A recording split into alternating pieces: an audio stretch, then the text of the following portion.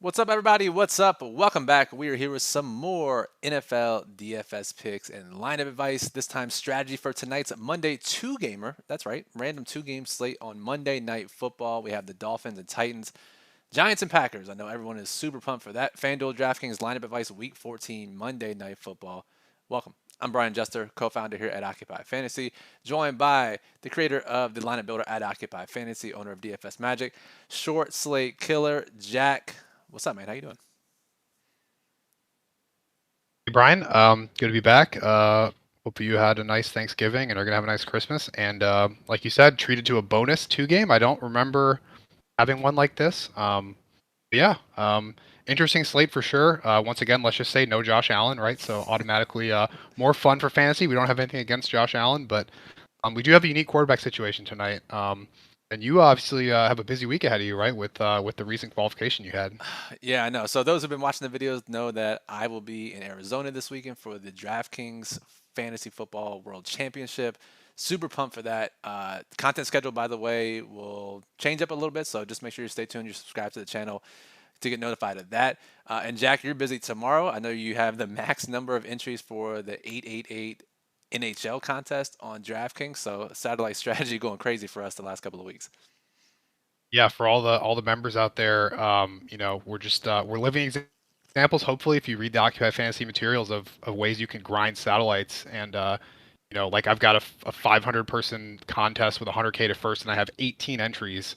You have a 2.5 million dollar top prize with 200 people.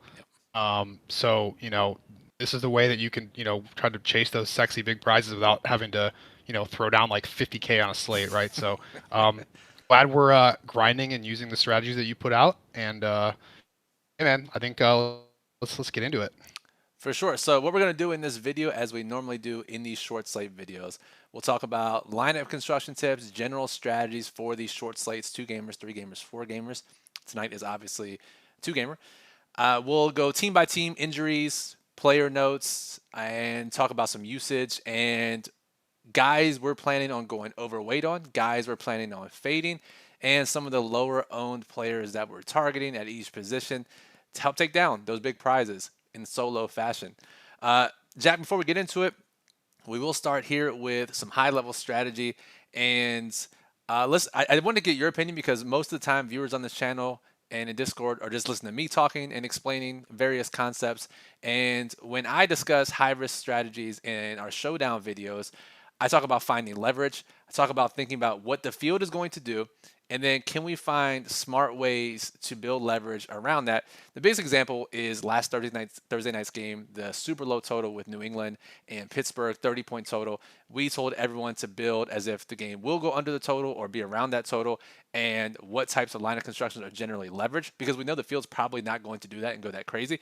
Surprise, they didn't. If we can predict what the field is going to do, we have a major edge. And it's not always going to work out. So I just want to talk to you about maybe this slate in particular, too. We have some ideas of how to get smart leverage. But just because it doesn't work out doesn't mean it wasn't the right strategy. Yeah, I think the two steps are, what is the field going to do, and then does that make sense, right? So that Thursday night game, we knew that we know the field always wants to use the salary cap. That game had such bad players in it that one of the only ways to use salary cap was to jam the quarterbacks, right? And does that make sense in a 30-point total, like you said? Absolutely not. You posted tons of data that showed why that's not the case. So when you have the field doing something predictably that is not optimal, that's why we recommend playing that way. Now there are going to be times when the field's doing the correct thing, right? And you obviously point that out on the main slates a lot, right? With running backs, for example. So it's just a matter of trying to figure out when to pivot off what the field is doing, right? Exactly. Exactly. So for tonight in general, right? So we have Miami as billion point favorites. We have the Packers on without Christian Watson, without Aaron Jones, who we will talk about. Now their entire offense is underpriced as 5.5, 6 point favorites against a team that doesn't have many offensive weapons. So we know exactly what the field's going to do. And I see in the chat here one of the first questions from Man Heath is Love or Tua, and that is the question that everyone will be asking themselves: which of these two quarterbacks, ignoring the other two quarterbacks that I do play? So Jack, we know that the field is going to build heavy around Miami, build heavy around Green Bay, maybe mix in one or two Giants or Titans. And that's basically it, right? So the first question you and I had when we were discussing this slate is that actually looks pretty optimal. So how do we get around that? How do we play this slate where we think that playing tons of the favorites is actually the right move? Yeah, so let's, maybe it's a good time to revisit our kind of three universal strategies for these short slates, right? So number one is overstacking games. Number two is leaving salary. Number three is the trash plays. So why don't you talk about, we always kind of say for this slate, what, the kind of in general, those are the three things for this slate. What are your initial thoughts on which ones of those make the most sense here? So we actually have two decent offenses. One is elite in Miami, and we have one that's fully underpriced across the board.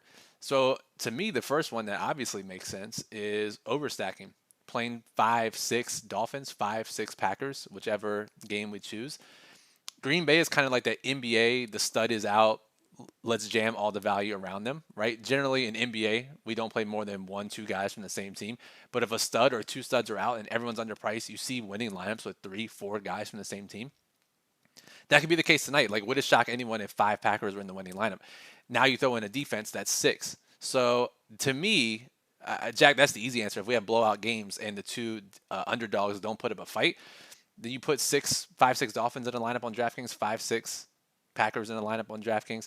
Now you are limited to four on FanDuel, so that's where it gets tricky, I think. Yeah, definitely. And we'll get into the game by game, but I think you're gonna see that because the Packers' value is so cheap, there are some guys playing a lot of snaps. I'm looking at the Miami secondary wide receivers that are not owned, and their total is insanely high, right? So if one of those guys catches a touchdown, that could be huge leverage. And if you revisit, when I won the two gamer with Josh Allen, I had 55% owned quarterback, but I had one low owned pass catcher in there, or maybe it was a running back, but I think it was like a running back or something. I don't remember, but I had one lone guy in that lineup, right? So overstacking and or when we say trash, what we mean is really like the kind of sub 20% owned guys. And on this slate, I think there are some guys that are under 20% owned that are not just playing a handful of snaps. They're actually running routes. They could catch a deep pass, score a touchdown. So salary is the final one. What are your thoughts on leaving salary or not on this type of slate? I think even if you fully stack these guys, these explosive teams, the salary is non-existent for the most part. You can fit in whoever you want. Like we have Tyreek Hill at 80% projected ownership. In smaller contests, that's going to be near 100%. And when you have a guy that's projected for 80% ownership and he's $9,200 on DraftKings and he's 10,200 on FanDuel, that lets you know that the pricing is pretty soft and you can play whoever you want. So I think, excuse me, if some of these cheaper guys fail, they can be outscored by even cheaper guys. Like I wouldn't leave $2,000 on the table and not play Tyreek, but if you have Tyreek in there and you leave 1,000 or more, I think it's very possible on tonight's slate. Yeah, it's kind of there's a lot of to your point, there's a lot of guys in here that are the value, and that's a little bit less predictable in terms of their volume. Like they're probably not super talented funnel players, So yeah, I think there are some opportunities on the slate. I think the obvious question people are wondering though is, do you touch these underdog quarterbacks? Now, I'll lead off and say I'm someone that initially, was resistant to it, and I've come around to it. I've seen the value, I've seen it win. This one's tough, Brian. This one's tough. Do you have any interest in either Will Levis or Mr. DeVito? It's a great question. I see Eli's in the chat. Eli says, "Is it okay to play Levis?" Thinking that they will have to throw and no one will play him. So yeah, that's the ultimate reason to play these guys is that they're low owned. Jack, what do we have for projected ownership for the two main guys, Love and Tua, and Levis and DeVito?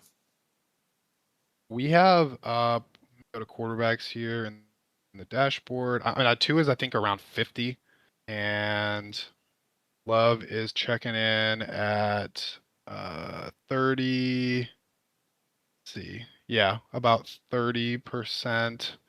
And then the other guys are kind of in that 8 to 10 range. Yeah, 8 to 10 is crazy, man. On a two-game slate for a quarterback, it really is crazy. DeVito has shown some life, and as Gobbler in the chat says, Levis can throw some bombs, has rushing upside, and he says sneaky. I assume because Levis is white, and that's the only way you can characterize a running quarterback that's white is sneaky athleticism. So Levis, I mean, rookies in general run more, right? So there are ways. The biggest thing is right the salary. What do you using the extra salary for. It's very unlikely that they're the optimal scoring quarterback with Tua and Love on the slate. Generally, we like to play these guys because we want to fit in more studs, but there aren't really that many, and it's not that hard to do so, anyways. So the question is, how are they optimal? Do you have an answer to that?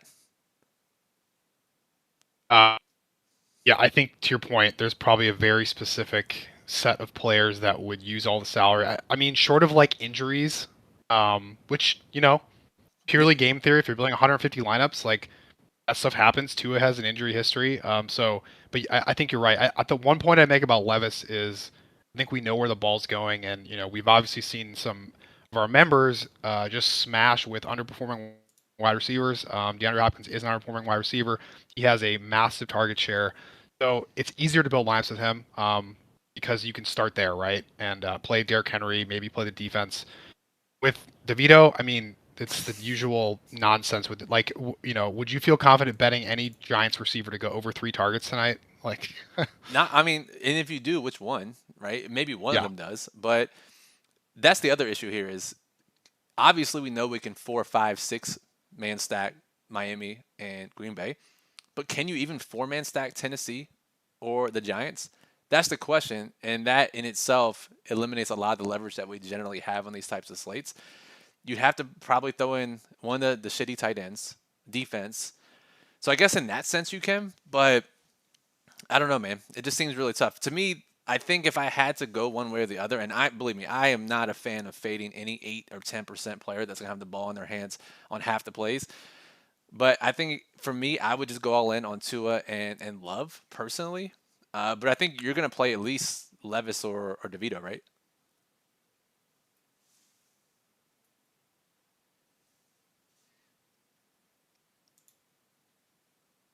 Oh, Jack, you cut out on me on your audio. oh, I was muted. My bad. Oh, you're good.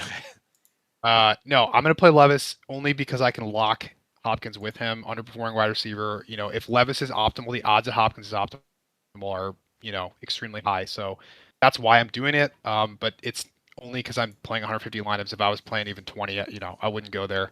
Small field, like you're not going there, right?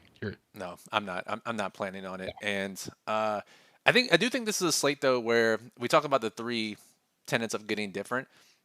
There is kind of a fourth one that we've discussed off and on is playing a defense against your quarterback. And I think both underdog defenses are going to be low owned here. And weird stuff happens on two gamers. All it takes is a fumble six, pick six, kick return, whatever, and they're optimal. So I think that's if you don't want to get too gross in playing lower owned players, play Titans against Tua, play the Giants against Jordan Love, and that's an easy way if you don't feel comfortable with any other strategy.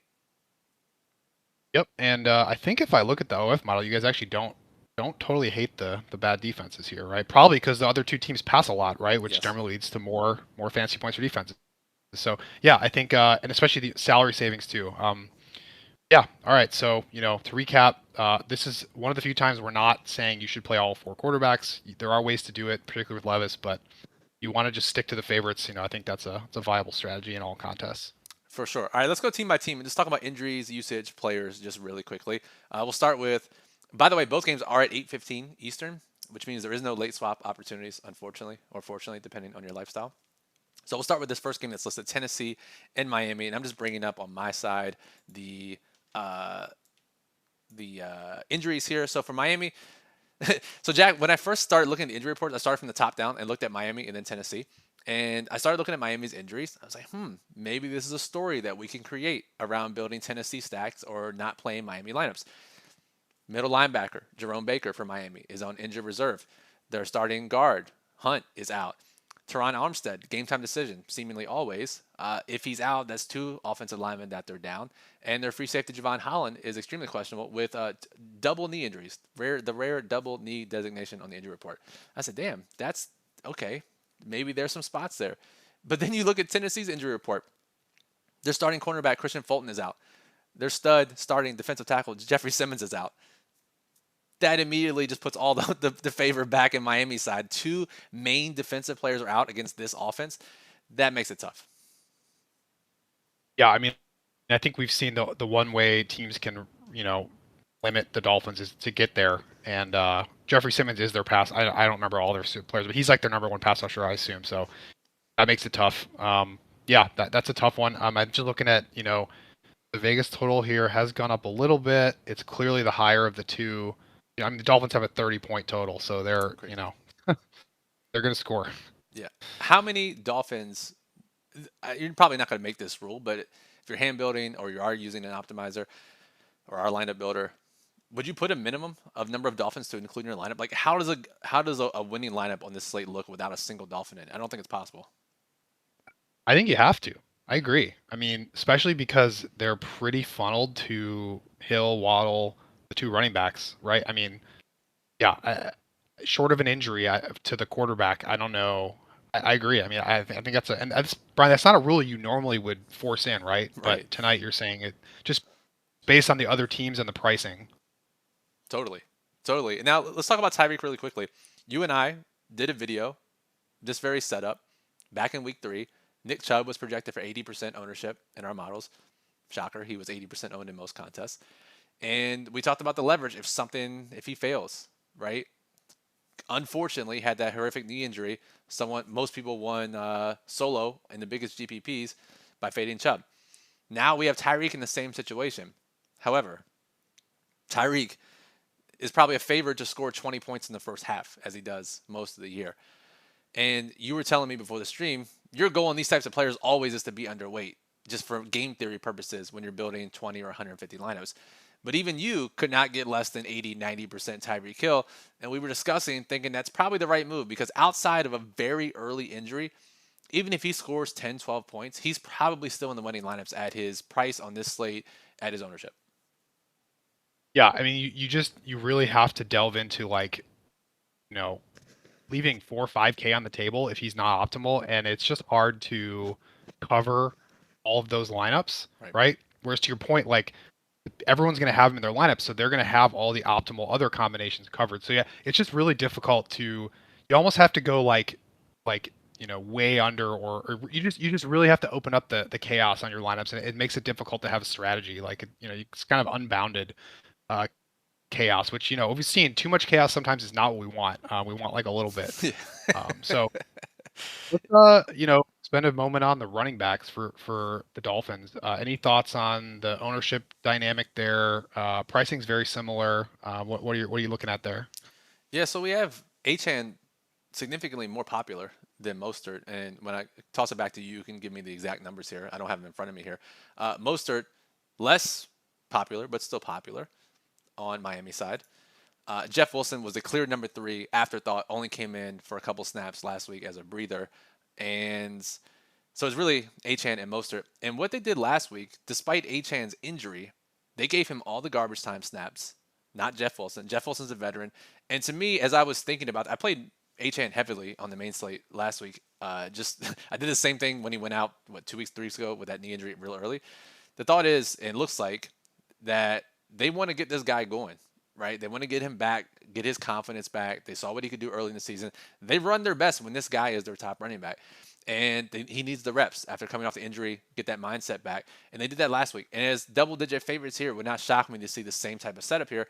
And the field sees that as well. However, if this game is more competitive, that's more Mostert. So maybe that has something to do with how you build your lineups. If Mostert's in, include a Titan. If Achan's in, we don't have to include one. What do you think of that? That's interesting. I would not have thought that, without digging into the statistics, as like coming off the injury. So yeah, that makes sense. I mean, I don't see a lot here to try to get crazy different. I think you just kind of eat it. Like they're heavy favorites. The odds of one of them being optimal is pretty high. Yep. And I think the ownership reflects that. Yeah. Any interest in 0% owned min price Jeff Wilson? Just to hit on the back of running backs. I mean, the offense is too good not to, right? He could play 10 snaps and be optimal, right? He's actually one of the good players, right? It's not like we're playing some no-name backup running back. So I think you mix him in me for sure. What about the receivers though, right? So obviously it's top heavy with Waddle, who is an underperforming wide receiver, by the way. We want to get overweight on him tonight, like we do with DeAndre Hopkins. But you look at their receivers, Tyreek Waddle, and then it's all min price guys. Craycraft, Berrios, Cedric Wilson. And Berrios, Cedric Wilson have been the guys that have been playing. And again, 30-point total, 5% owned or less, 1% in some cases. These are guys you have to mix into your Dolphins mega stacks. Yeah, I mean, like I have a spoiler, but this is probably my favorite angle on the whole slate. I'm trying to pull up their average depth to target for these guys, but I am guessing it's pretty good. They throw the ball down the field to some of these guys.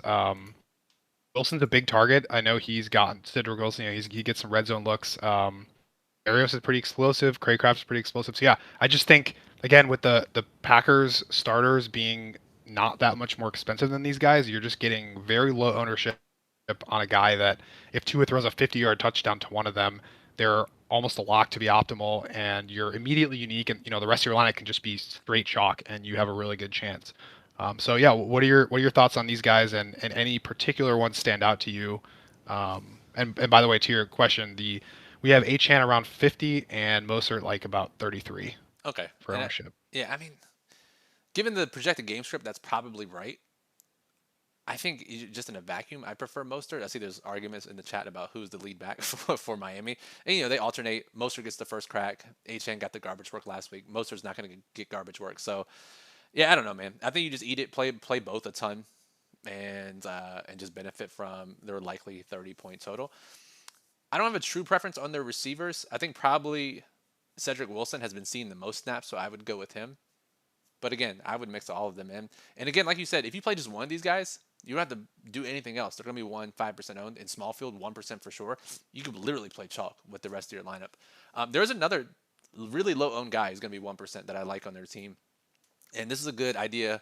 I mean, this is a good transition to talk about the tight end position overall tonight. So Durham Smythe is their starting tight end. Doesn't get targeted a lot. But Julian Hill's a guy that they like for his pass catching ability. 2 targets last week on just 10 routes. If he, on this slate, if he gets 2 targets, he could literally be optimal with 2 catches on how bad the tight end position is on this slate, Jack. I mean, you pull up tight ends. It's a Conquo at 3,100. It is Tucker Kraft at 3K.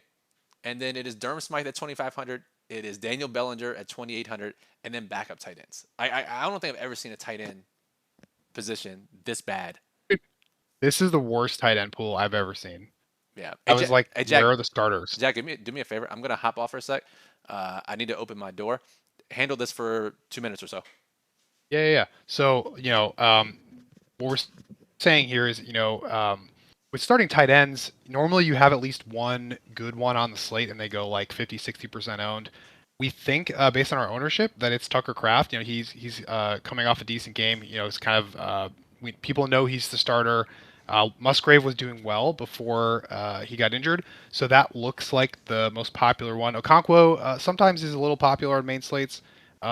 Bellinger and Smythe don't even really see ownership on main slates, even when they're minimum price. So we have Okonkwo Kraft as the chalk, but like Brian said, the Julian Hill guy, like these tight ends are so bad that they all could score 0. So any one of them that falls in the end zone could be optimal, and you just have to have that 6 points in your lineup to be optimal, and you can play as straight chalk around it. So another good way to get different. All right. So bottom line is there are ways to play the Dolphins here and get different. Exactly. Just really quickly, multiple people in the chat asking about Lawrence Cager. Shows how bad this slate is. Number 2 tight end. We'll also, like Julian Hill, run 8 to 12 routes, assuming he's the backup tight end for the Giants tonight. An actual good receiving tight end. So Lawrence Cager is another guy in that Julian Hill mode. Daniel Bellinger is questionable with an illness. He likely suits up, but if he doesn't, then Cager is, I think, a prime target. But yeah, all to your point, Jack, tons of way to play Dolphins mega stacks and get different. Tennessee side, we mentioned how difficult it is to play many Titans in your lineup, right? Chris Moore, Westbrook Akina. I mean, all these role players are 3K across the board for both teams. It's insane. So Chris Moore, Westbrook Akina are the guys that are interesting here. Running back is where it's really interesting to me, Jack, because everyone is going to be playing AJ Dillon at similar price on both sites. We have AJ Dillon, 60% projected ownership. Henry will go a little overlooked on this slate because of the projected game script, but Tajay Spears is the guy that I'm interested in. We have him less than 10% on both sites, and if this game script goes as we expect, he's their pass catching back, runs the routes, is explosive. I'm extremely interested in Tajay Spears. Yeah, and I think I'm a broken record at this point. beating the drum for backup running backs on these two gamers. So this is a great one. Really nice bring back in a Miami overstack, right? Like you said, low owned. Not a lot of people are going to do it. If you don't want to pay up for Hopkins or Henry, throw him in a Miami 4 or 5 man stack. Automatically unique for anything. Let's see. And then I think like you said, he's got a nice role, but because the other value is so cheap on this slate, you just don't need the salary to go there. So people aren't going to do it. Exactly. Now, we always, and we complain when it doesn't work, we always advocate for game stacking on these short slates. So playing at least one, but most of the time we recommend playing two guys from the opposing team from your quarterback in these mega game stacks. Is it possible on this slate? Do you think it's profitable? Because we know the field's going to do it heavily. Not bring anyone back. Play 4 or 5 Dolphins, no Titans. Play 4 or 5 Packers, no Giants. Are you going to allow those lineups? Or are you still going to force one knowing that the leverage is there? I'm going to force it. Always, I just think we've seen the data for this, right? Like it does win. And I think mostly when you don't do it, it's because you're like kind of biased and you're like, oh, this is gross. I don't want to touch this bad team. But like the reality is, if a team is scoring 40 points, it's more likely than not that the other team did something. And like you said, we know the field will not do it outside, at least outside of those two guys, right? So yeah, I'm gonna force it. I'm assuming you are as well. Is that accurate? Yeah. I mean, I was looking and I put in no rules, no explicit stacking rules in the builder earlier, and it was giving me a decent chunk of lineups that had no bringbacks on DraftKings, but on FanDuel it was giving me a ton of bringbacks, and I think because there is the limit on the amount of guys you can play, so just keep that in mind depending Yep. on the site that you are playing on. Any interest in, we got Westbrook, Akina, and more on the field a lot, sub 10%. Any big interest there as a low owned player? Do you think the Spears is the best leverage on the Titans? I think it's Spears by far. Big is a strong word for my interest level with these receivers, but I am interested in more in Westbrook Akina. Get targets downfield. They're targeting the end zone, especially when trailing. They will be forced to pass more. So I think you have to be interested in them in game stacks, in God forbid Levis stacks as cheap pieces. So yeah, I think you have to. It's not great, but many of these guys aren't great for good reasons. So you just have to take a leap of faith. So anything else on this game, Jack, before we move to Green Bay and the Giants? Oh, just remember DeAndre Hopkins, underperforming wide receiver. He is popular, but don't don't short yourself if you can help it. We've seen those guys go off recently, so just want to point that out. But yeah, I'm ready to go to the next one. And just really quickly to that point, Waddle, I mentioned briefly, is an underperforming wide receiver as well. For those who don't know, these are guys who have seen a lot of opportunity in recent weeks, haven't capitalized. They generally turn in big performances in the near future when they are categorized as an underperforming wide receiver. Waddle and Hopkins are those guys. And Waddle, Jack, always gets the ownership short end of the stick because of his affiliation with Tyreek Hill. What do we have for Waddle's ownership? And I think he's a guy you get leverage on tonight too, because despite their large total, his underperforming status likely means his ownership isn't high enough. Yeah, I'm looking right now.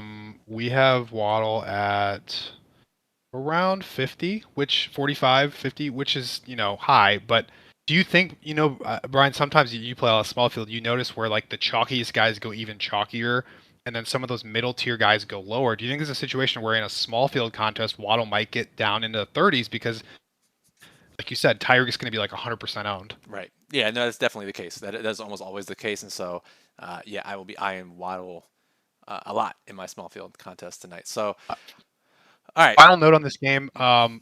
We always often talk about rules when you're stacking the other game or not this quarterback. Would you play Hill, Waddle, same lineup, no Tua on this slate? For sure. Actually, I was looking. If you like mega stack Green Bay, you can fit in one of the Dolphins running backs and both Tyreek and Waddle. And there's enough of a price difference at quarterback, like what is it? Let me take two out of here. So $1,300 from Tua to Love, and on FanDuel that price difference is only $300. So I like it more on DraftKings than I do on FanDuel, but I think it is in play depending on how you build the rest of your lineup.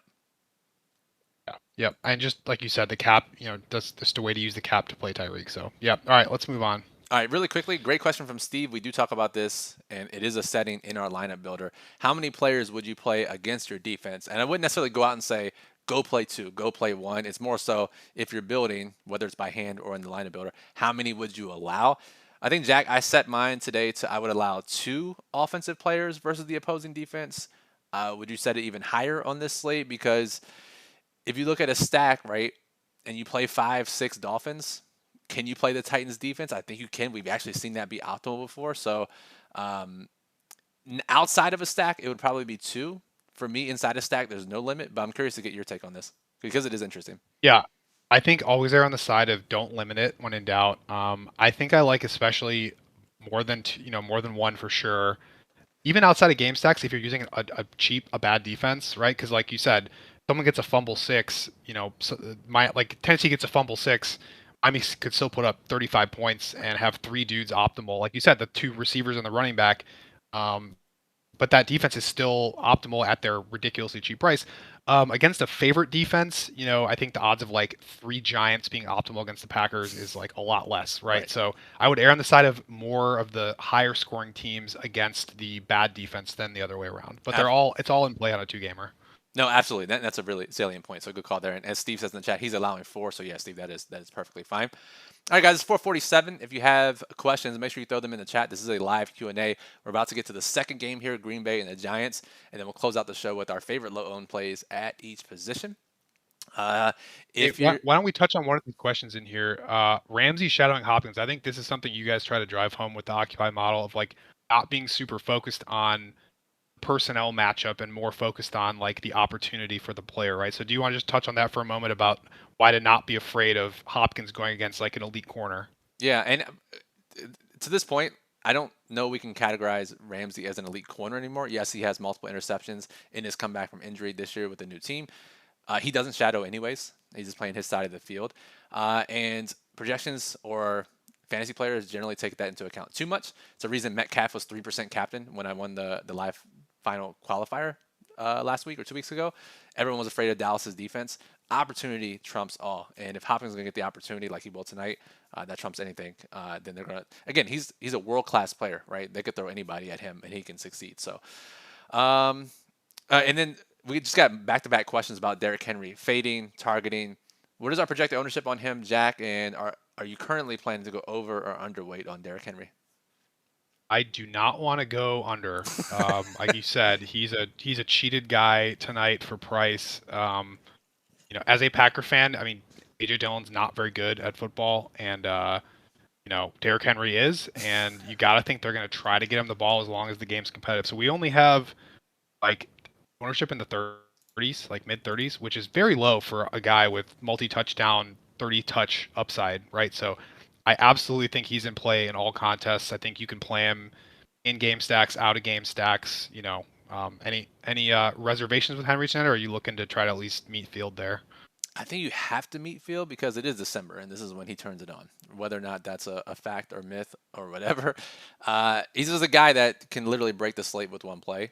And at reduced ownership, I think it's somebody you have to play. So I agree. Would he be the first guy I put into a lineup? No. Would he be a guy that I would look to get overweight on in multiple lineups? Probably so. So, all right, like I said, we'll be here for 15, 20 more minutes to break down the rest of this slate. Our daily plug is up at occupyfantasy.com. The link is in the description below. I believe it's in the description below. If not, just go to occupyfantasy.com where it's a full breakdown for tonight's games, how to play different contest types. If you're the reading type, if you didn't take notes, you don't want to rewind back, go read the daily plug after you watch this video. That'll certainly help you out. Membership is low as $7 per week. All the lineup builder rules that we're talking about, the builder's up and running. Go play with the builder and build your lineups for tonight. I'm using it for small field contests. Jax is using it for his 150 lineups. Uses galore for the lineup builder. So, let's see here. So, Ari in the chat says best cash running backs, and then we'll get to the second game. So, Jack, most popular running backs are going to be the Miami guys, and it's going to be AJ Dillon. And then Saquon and Derrick Henry are the secondary underdog running backs. I imagine the Miami guys and Dillon are the priority for cash games, just because of Dillon's ownership, more of a blocking mechanism than anything. Yeah. I think, like you said, you play the high-owned running backs in cash. That's been a profitable strategy. You just played. We just said, Dylan's not a great high-risk play, but for low risk, yeah, that's an automatic. And yeah, I think, like you said, Achan is more popular, rightfully so. You just start there and don't think too hard about it. Exactly. All right, now let's get on to your team, Jack, the Packers, which, by the way, you have won a showdown slate with the Packers on them before. So, looking at injuries on both sides, and this is what really dictates the pricing and the ownership, is Green Bay's injuries. Aaron Jones, their running back, is out, was questionable. They're notoriously conservative. We talk about that all the time. He's not going to play tonight. That leaves A.J. Dillon, Patrick Taylor as their top two running backs. We have A.J. Dillon projected for 60% or more on both sites, given their spread, his workload, and his price tag. Christian Watson, unfortunately, injured his hamstring late in that Kansas City game. He is out, which means we get all the guys who are priced as if he was going to be in for some reason. Romeo Dobbs, Jaden Reed, Dontavian Wicks, who the team likes a lot as their wide receiver 3. All these guys now get bumps up. They're therefore underpriced, and they're going to be popular as a result. Jack, what interests me on Green Bay side is their secondary injuries. Can Tommy DeVito take advantage of it? That's a different question. But Jair Alexander, starting corner, is out. I haven't checked the inactives or the elevations at 4 o'clock, but Eric Stokes was tentatively expected to be activated. Their corner. They also have Darnell Savage. Their safety is questionable. Their middle linebacker, one of their middle linebackers, Quay Walker, is out. So lots of defensive injuries for Green Bay, and I don't know, man. Maybe a letdown situation after the big Kansas City win. What do you think? You're the Packers fan. Yeah, I mean, look, it's a young team. It absolutely could have a letdown here. I mean, they are being owned and priced by Vegas like they're going to just smash. And I think they're definitely the riskier of the two favorites to score a bunch of points. On the flip side, though, like you said, the defensive injuries could allow the Giants to be competitive and score points and make this a sneaky game stack environment. I mean, obviously, like you look at the Vegas total for this, it's a 37, which is usually pretty bad. But yeah, the Packers are missing some of their best defenders. So, yeah, I think there's a lot of opportunity. There's a lot of uncertainty here, and with that, comes looking at the highest known plays and maybe making stands. So, let's start with AJ Dillon. I mean, 60% at least ownership, right? He's priced well under the Derrick Henry, Barkley, Miami guys. But he's only playing 60-ish% of the snaps, not catching a ton of passes. What are your thoughts on him and the Patrick Taylor backup situation, who we have at near zero ownership and playing 30 to 40% of the snaps? And maybe most importantly, Dylan's not the best player, not the most efficient, not the most elusive. To me, I was just shocked at the ownership. I just don't think there's a way you can go over the field on AJ Dillon. I personally plan on going under. Taylor, more the receiving back if the game is close. Yes, obviously if they smash the Giants, Dillon's probably going to do really well. But I think this lines up with their defensive injuries, the situational factor coming off Kansas State, the lower spread of the two games. I think being overweight on Patrick Taylor, underweight on Dillon is certainly the move in a high risk contest. Are you going to play Patrick Taylor in your small field GPPs? Probably not. Large field, yes. I think that's on a slate where we're starving to find differentiation, starving to find reasons not to play chalk. I don't think you have to look very hard not to play this particular chalk in AJ Dillon. Yeah. I think it's an easy one. Let's talk about the receivers. I think Wicks is a guy you have touted even when Christian Watson was playing. I look back the last time Watson missed. Wicks played 60% of the snaps, 66 actually, and same amount of snaps as Jaden Reed. Now Jaden Reed's been on a little bit of a heater here, but we see Wicks coming in at half or less of the ownership of Reed. So what are your thoughts on the Packers receiving rotation, Wicks and any of the deeper guys? Yeah, so Dobbs is the guy I think benefits the most from Watson being out, just from a target volume perspective. Really fell off there. Reed has been overperforming, been scoring touchdowns at a crazy rate. His average depth of target is lower. Obviously, he's been getting the handoffs and the pop passes. That certainly helps his production.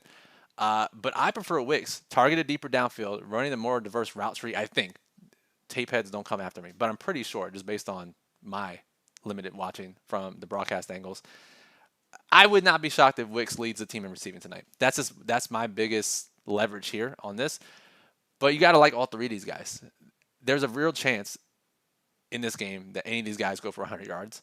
And I think you have to mix them in liberally. Yeah, and I will back up your statements. Just sorting by average depth of target for the Packers. Number one, Samari Toure, who will get snaps tonight, his A dot is 22.5. So Jesus. 150 only, 150 max lineup only play, but I'm gonna try to force in 5%. He's gonna get probably 30% of the snaps tonight, and could get a deep target and catch it. Uh, Next is Watson. Next is Dobbs. Next is Wicks. Reed is number 5. So to your point, overperforming for the route tree he runs. So a good way to get leverage here is Wicks and Dobbs a little bit, and then some of these secondary guys, Toure and Heath, will play. At least Toure, like we said, is targeted down the field. Let's see. We covered. I guess we'll go with the bad tight ends here. Any Tucker Kraft. So how do you feel about this ownership projection? I'm guessing a little bit. I think the projections are all bad on these tight ends, but I just feel like he's been popular on showdowns and people are going to see the name and jam it in. I mean, do you think he's going to go up to where we have him 40-50%, and do you think it's justified to be that owned? I don't think it's justified, right? It's not like he's commanding targets. It's not like he's Laporta or any of these other rookie tight ends commanding targets. He's not. A couple targets per game. I mean, just let's pull up his game log here. Obviously, Luke Musgrave was a starter. We saw 6 targets against Kansas City, but before that, no more than 3 targets in the game. I think the 6 targets is obviously the outlier here. If he gets 6 targets, he's probably optimal at 3K. I don't expect him to get 6 targets here. I don't know, man. I would just prefer to play, and I think he's going to get the ownership because he's on the favorite team, right? Durham Smythe is basically a 0 as the 13-point favorite for Miami. Okonkwo is the more popular tight end on the underdog. So Kraft, by default, is going to be the most popular or one of the more popular because he's on a favorite team and he has a pulse. So, I mean, I get the ownership. I would rather just play all these guys pretty evenly rather than match the chalk at this position. Yeah, yep, that makes sense to me. Any interest in Ben Sims off a touchdown, 0 ownership, or too crazy? Dude, nothing's too crazy at this position. I mean, his one catch was like a 2-yard touchdown last week, right? 1-yard Yeah, touchdown. it was definitely a fall into the end zone. Yep.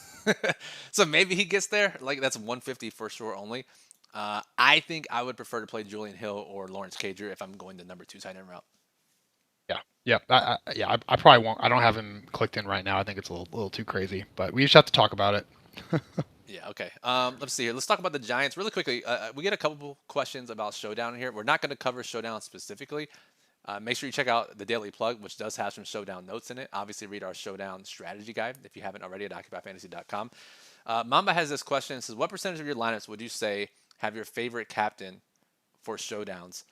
So, Jack, you mass multi-entry a good chunk. Your most exposed captain, let's say you're playing 20 lineups, 150 lineups, or MVP on FanDuel, what is the highest number you go? I know you've gone some 100% MVP slates, you've gone some 50-50s. I guess it just depends on the slate for you, right? Yeah, I think for me, again, this is just a personal thing, but like 3 to 5x. Well, normally like 3 to 5x leverage, depending on who it is. So like if it's a 5% projected ownership captain, I will try to get, and I like them. I'll try to get at least 15, maybe 25.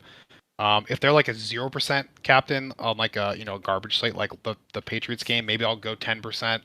And if they're a pretty chalky guy, like 30 or so, I think locking is reasonable if you really like them. But yeah, I think the kind of 3 to 5x leverage is really nice when you're, I think like if you read the plugs for the members out there, a lot of these showdown slates we recommend, a diverse captain pool of kind of all those 5 to 10% captain MVPs. It's really nice if you can get the kind of 3 to 4x leverage on all those guys, and that gets you pretty close to 100. So that's the general rule. Yeah, good stuff there. All right, let's talk about Giants now. So obviously we have the workhorse in Saquon Barkley. I think he is what he is, right? He's kind of like Derrick Henry on the slate, but obviously will have more of a passing game role than Derrick Henry should. What interests me are the Giants tight end or the Giants wide receivers, all under 20%. The big question obviously is who's going to get the work. That's a big guessing game. I would say though, Jack, if you had to compare these guys between them, the Miami reserve rotational wide receivers, the secondary Tennessee wide receivers, I think one of these guys is the most likely to put up 20 plus. The biggest question is we don't know who it's going to be. Jalen Hyatt stands out to me as the most. Just missed our underperforming wide receiver list. Came on really strong before the bye with his 6 target, 100-yard performance. Deep downfield, actually talented wide receiver. I would think they get him even more involved here. He's the guy I would look to play the most. But really, all these guys, because of the secondary injuries to Green Bay, are appealing to me. Talk me off the ledge. No, well, I'm gonna push you off the ledge. Jalen Hyatt averaged up the target 24.4. Yeah, dude. So yeah, that's a it's sub 20%. I mean, like yeah, I think it's a great way to get different. The Packers have a lot of young guys playing back there that aren't like first round picks at this point. So yeah, that's a good place to start. Any interest in do you think you even need to dive to these like Isaiah Hodgins, Paris Campbell, Sterling Shepard, or not, just because the guys that are in the best spot, like Hyatt, are already pretty low owned. Yeah, I think for limited lineups, it's just hide or no one, right? And I know people in the chat were asking or talking about Wan'Dale Robinson, and he seems like the guy that is most likely to score points. So for small field GPPs, cash games, Robinson is a guy that he's likely to get you 3 to 9 points. Is that enough to win you a GPP? Probably not on this slate. He is definitely not the guy that's most likely to score 15 plus of this team. I think it's the other deeper receivers, whereas Wandale's average depth of target is like literally a yard. So if you're looking at a guy to score you points, it's Robinson. If you look at a guy to win you tournaments, I think it's these other guys. Yeah, I think I would throw Slayton in as the other, not as good a play as Wyatt or Hyatt, but he does have he's the only other guy with a double digit A dot on the Giants. He played a good chunk last game. He played off the snaps. He does run down the field. He's got some speed. So yeah, I think and we have Wandale projected, like you said, as the highest floor player. Right, he's the most popular guy. You'll probably see him in some cash lineups, but certainly some small field. So all right. So bottom line is we have some good actually spots with receivers on the Dolphins and the Giants as ways to get different on, and the Packers a little bit with the secondary guys. So not too bad. Per usual, hated the slate at the beginning of the day, but then I talked to you, and you talked to me, and we talk ourselves into liking the slate even more than we initially expected. So excited for the slate, and can't wait for it to start here in a couple of hours. Question in the chat about salary. Any specific salary rules you're looking at tonight, Jack, for either site? Yeah, I I was it's funny. I was wrestling with the exact same thing you were discussing about, Hill, no Hill, leave salary, don't leave salary. I do think the ones that have Hill in them that are leaving 2000 ish on the table look pretty reasonable. Um, the ones I click on that don't have Hill in them and leave that much don't. Yeah. So I am looking at, with Hill, and you can do this in the lineup builder with the special salary rules. I would set with Hill, I'd probably let it go down to even 57K on FanDuel. Without him, I would be pretty tight, maybe 58.5 or so. So, not the best slate to leave salary on, especially if you're playing these, puntier guys. But that's my thought on salary. What are your thoughts? No, I agree. I think the lineup builder rule is the best way to do it. You set your general rule for, I don't know, 1K left over, $1,500 left over, whatever the difference between Hill and Waddle is on both sites. Honestly, you probably could, right? As long as you couldn't upgrade, and that's $1,700 on DraftKings. On FanDuel, that number is 3,100. They did not. Yeah. So, but again, I think the recommendation here is play as Hill as much as you can, because outside of a random 3-point early injury, he's going to be in the optimal lineup just based on how many points he's going to score and how owned he's going to be and how easy it is to fit him in. Would you ever consider going 0% Tyreek? There's a question in the chat about all or nothing on Tyreek allocation.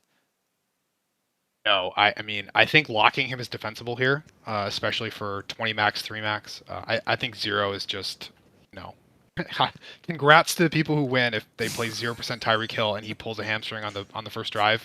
It's a game 3 play, it can work, but yeah, I think that's a little. As someone who loves to take stands on chalk, like this is not the one. If I was gonna go 0 on someone, it'd probably be AJ Dillon, just because there are multiple talented running backs that are better than him. But I wouldn't do that. But Hill is not the guy you want to take a stand on, I don't think. I mean, who has Tyreek still on this slate, right? So who could potentially match him is DeAndre Hopkins, Jalen Waddle. End of list. You look at running back, who can match AJ Dillon's 60 carries or 60 yards for 2 touchdowns? Barkley, Henry, both Miami running backs. Tajay Spears, multiple guys compared to wide receivers. So I think it's much more defensible there. So, all right, guys, this will about do it for the video. If you have any final questions, get them in now. This is our plea to you to subscribe to the channel if you are not already. Obviously, it helps us out. Let's not play any games. We know more subscribers for us is great, but it will help you out as well because, like I said at the top of the video, I'm out of town this weekend, the live final in Arizona. So the content schedule will be a little different. Moose and I, who normally go live on Saturdays, will be live Sunday morning. We do have another short slate on Saturday, a 3-gamer. Jack and I will go live at some point on Friday. The time has not been nailed down yet, but if you subscribe to the channel, you'll get notified when we do. We'll do a live Q&A like we did tonight on Friday for that Saturday 3-game slate. That looks super interesting, so make sure you're subscribed. You'll get notified whenever we have that scheduled. Jack, any final thoughts on the slate? I think we can just do our favorite. Let's just, in the interest of time, let's go just favorite skill position sub 20% play on the whole slate. I have 2, and I'll probably take both from you. So I'll go one. If you don't say my other, I'll say the other one. For me, it is Tajay Spears. All right. Well, I would not have said it before the game, but you convinced me that Jalen Hyatt has to be the other one. I think the 24 A dot. I just yeah. I mean, So, if he gets 5 targets at 24 A dot, that's, I mean, we're in business. So. And we are fully prepared to, as we often do with these bad teams, watch the ball spiral in the air and then land out of bounds when he is wide open, streaking down the sideline. But maybe we'll hit one. Yeah. Michael has a question about the Miami or the Tennessee wide receiver depth chart. Michael, we did cover that. I don't have the exact timestamp, but if you scroll back after the replay ends, then you can hear our thoughts there. Remember, Daily Plug is up, Occupy Model is up with projected ownership, Lineup Builder is up, all the tools you need. We know that a lot of you watch this for free, and that's all you're ever going to do, and we respect that, and we understand that, and we appreciate you for watching. If you're the type of viewer who wants the extra edge in your contest, and you want the extra tools, you want all the information you could possibly have, make sure you subscribe to OccupyFantasy.com. Our content's up for tonight. You still got 3 more hours to consume it, so go do that right now. So for Jack, at DFS_Magic_ from DFS Magic, creator of the Occupy Fantasy Lineup Builder, I'm at Brian Jester, FF, co-founder of Occupy Fantasy. We appreciate you watching, as always, and good luck on tonight's 2-game short slate.